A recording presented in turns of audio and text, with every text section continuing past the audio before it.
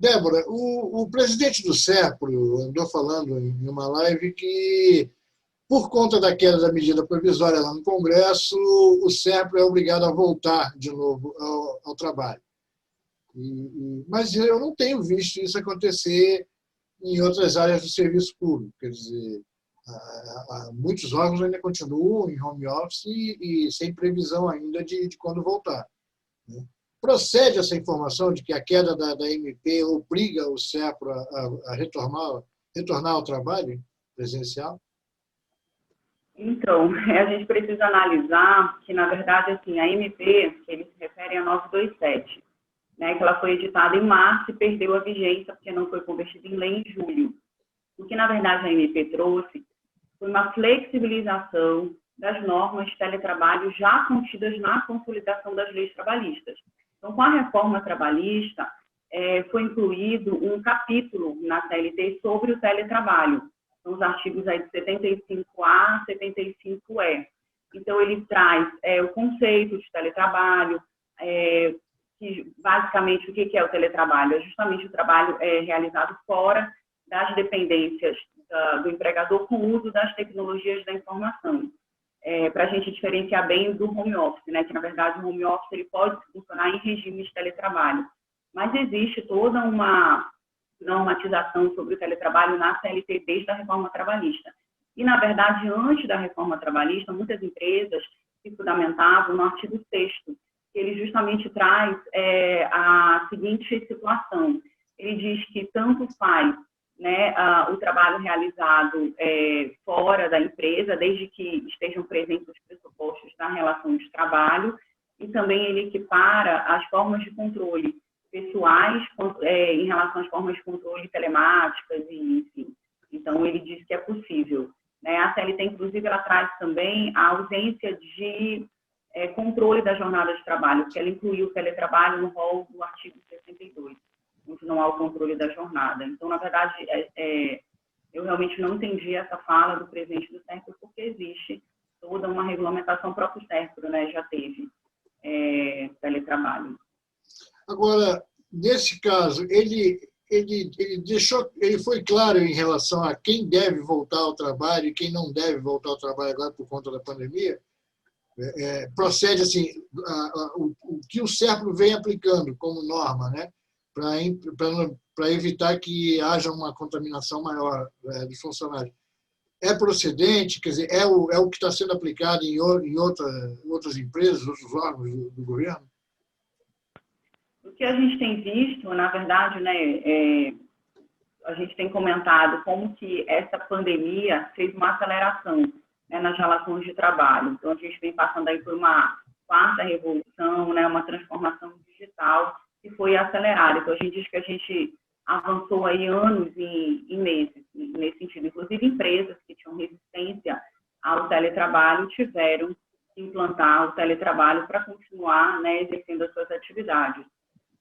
Então, assim, o que a gente analisa é que as empresas estão, inclusive, optando muitas por estenderem o teletrabalho até o ano que vem, e mesmo após o término da pandemia, essas empresas vão estabelecer um regime híbrido, né, porque elas perceberam que isso diminui muito o custo da empresa, né, que, inclusive, a legislação ela diz que isso pode ser acordado num contrato com o trabalhador, de quem é responsabilidade pela questão dos equipamentos, pelo custeio da infraestrutura, e deixa claro que isso não integrará a remuneração do trabalhador, né? Mas muitas empresas não estão arcando com esses custos, o próprio trabalhador arca, e isso traz uma economia para a empresa, não apenas desses recursos, mas do próprio espaço físico, né? Então, a gente tem visto essa tendência. O SERPRO, ele fez como é que eu posso dizer para você? Ele fez uma escala, digamos assim, de retorno, né? Então, ele dividiu por grupos.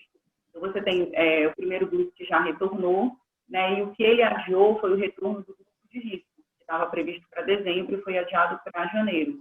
Mas a gente não sabe precisar se até janeiro nós ainda estaremos ou não nessa pandemia. Esperamos que não, mas o mundo está vivenciando aí uma segunda onda, né? Vários estados estão com um aumento do número de casos de Covid, então a gente não tem, né, uma data para precisar de quando que essa situação toda irá terminar.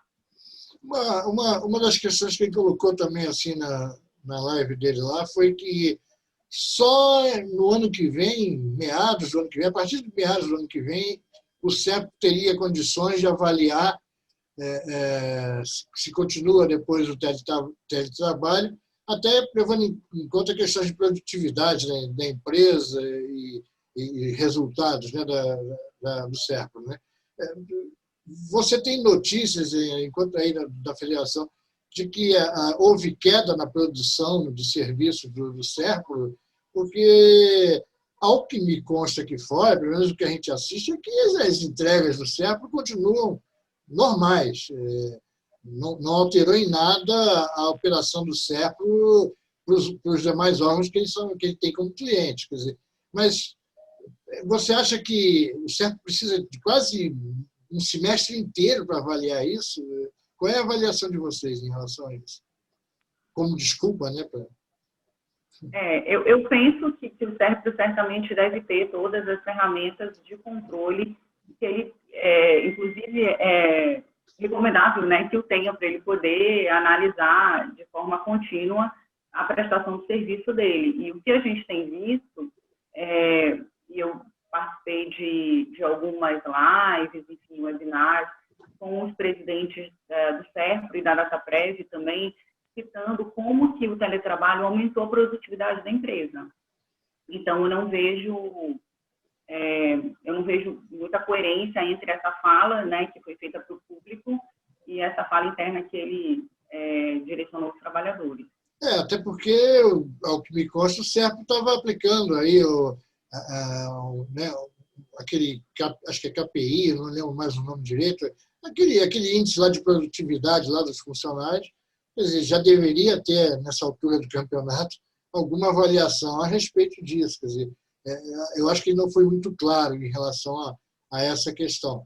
Mas eu pergunto a vocês, enquanto federação e sindicatos, vocês pretendem, de alguma maneira, judicializar essa questão, caso o SERPRO retorne às atividades, mesmo sabendo que ainda nós estamos correndo o risco aí de uma segunda onda agora da pandemia?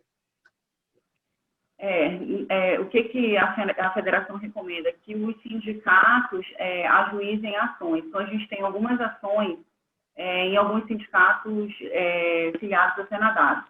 Então, tivemos ações no estado do Rio, inclusive sindicatos não filiados também, Santa Catarina, Rio Grande do Sul, teve mediação no Ministério Público em Minas, alguns estados, assim, para citar alguns. O Pará também entrou com uma ação, e o que a gente tem verificado nessas decisões liminares que foram concedidas? A Justiça determina o fornecimento obrigatório dos EPIs, né, equipamentos de proteção, né, individual, e a fiscalização desses equipamentos. A gente não tem visto o SERPRO fiscalizar. Então, assim, o que eu entendo? Né, que tem que ter uma pessoa destacada para realizar essa fiscalização. Falando um pouquinho aqui do Pará, que eu fui no dia previsto para o retorno do primeiro grupo, eu estive pessoalmente lá nas instalações e pude acompanhar. De fato, as áreas estão sinalizadas, mas o que a gente tem sustentado é que isso não é o suficiente, porque não pode o trabalhador, por exemplo, ele vai entrar no banheiro para utilização. Se o banheiro estiver acima da lotação, ele vai ter que sair e denunciar para quem? Para a chefia dele. Então, deveria ter alguém da empresa responsável por estar percorrendo as áreas, principalmente as áreas comuns. O SERPRO tem informado que as chefias fazem isso, que quando, enfim, verificam algum trabalhador que esteja utilizando de forma inadequada a máscara, chama atenção para usar de forma correta, mas isso não é suficiente, porque a chefia tem outras atribuições. Então, ela não consegue estar destacada para fazer isso e também não vai estar verificando isso nas áreas comuns, né? Então, isso é uma preocupação. Nós sabemos que já tem contaminação de trabalhador após esse retorno, então a gente também está verificando essa situação, e a maior preocupação é a ausência de fiscalização. Nós chegamos aqui também no Pará a ter uma audiência com o Ministério Público do Trabalho, mas foi extinta porque a gente já tinha entrado com ação, né? Mas a preocupação era justamente isso. O SERPRO tem uma escala de trabalhadores, de fato existe um sistema de rodízio. Os terceirizados, por exemplo, quem está fiscalizando se eles têm os equipamentos, se estão sendo trocados, né, no tempo correto. Então, toda essa preocupação. Agora, eles não estão apresentando esses dados a vocês, eles não estão chamando vocês para verificar em loco essa situação. Como é que está essa relação, direção com vocês? Os caras estão tomando decisões sem sequer conversar com os sindicatos? É isso que está acontecendo? Nós não participamos de nenhuma construção desse programa de retorno. E também, inclusive, mandamos, né, a FENADAD encaminhou um ofício para o SERPRE com uma série de questionamentos, mas ele não foi respondido. Até onde eu tenho conhecimento, ele não foi respondido. Justamente perguntando por toda essa situação, né, o que embasou essa decisão, enfim. Quer dizer, de alguma forma, a própria direção do SERPRE está contribuindo para tornar essa situação mais difícil lá na frente, né? Porque se os sindicatos estão orientados a entrar na justiça, caso verifiquem que as condições não são as ideais para trabalho, e eles não fornecendo nenhuma informação adicional a isso, eles estão contribuindo para isso, né? Para gerar esse conflito de direção com os sindicatos. Não há saída. Né? É muita preocupação por parte dos trabalhadores. Então, assim, tenho sido procurada por muitos trabalhadores preocupados com esse retorno, porque agora que foi prorrogado esse último para janeiro, deu um alívio, mas ainda assim, na última assembleia que nós realizamos, por exemplo, os trabalhadores colocaram, né, o perigo e a preocupação, né, por quem já está lá presencialmente e quando chegar em janeiro, se essa situação não tiver sido resolvida, como que o SERPRE irá proceder? Para o ano, quer dizer, ano que vem, esse ano já foi, mas para o ano que vem, essa questão de relacionamento, pandemia, questão sanitária, vamos dizer assim, né? Isso vai, de alguma maneira, modificar o acordo coletivo de trabalho de vocês? Vocês já começaram a pensar como vai ser o ACT do ano que vem em função de tudo que está ocorrendo no país? Né? Quer dizer, como é que vocês estão avaliando isso? Na verdade, a gente está ainda focado no acordo coletivo desse ano, né? Ainda está encalhado, né? Até hoje ainda não é uma novela sem fim. Exatamente. Então, o nosso pedido era justamente que o acordo fosse de 2020, né, até 2022, né? Mas a gente não tem conseguido da empresa uma posição sobre isso. Na verdade, a gente está em mediação no Tribunal Superior do Trabalho. A última reunião aconteceu em julho. A partir daí, a representação dos trabalhadores realizou assembleias e as assembleias aprovaram, né, a totalidade das assembleias aprovou a proposta apresentada pelo vice-presidente do TST, que é a renovação integral do acordo. Né? E não tinha proposta de reajuste salarial, mas tinha uma proposta de um abono compensatório. Mas a direção do SERPRO informou que foi desautorizada pelo governo a realizar essa assinatura e está buscando essa autorização. Então, na verdade, essa mediação está parada. Né? O vice-presidente já procurou o SERPRO, que informou que tem, sim, interesse em continuar mediando, e nós também, mas está aguardando. Tá certo. Débora, obrigado pela entrevista. Tá? Vamos acompanhar esse processo aí de retorno ao trabalho e qualquer novidade você nos aciona, tá ok? Tá joia. Bom dia para vocês, então. Também, obrigada. Tchau, tchau. E aí, deu, né? Acho que deu, né? Acho que ficou bom. Eu fiquei meio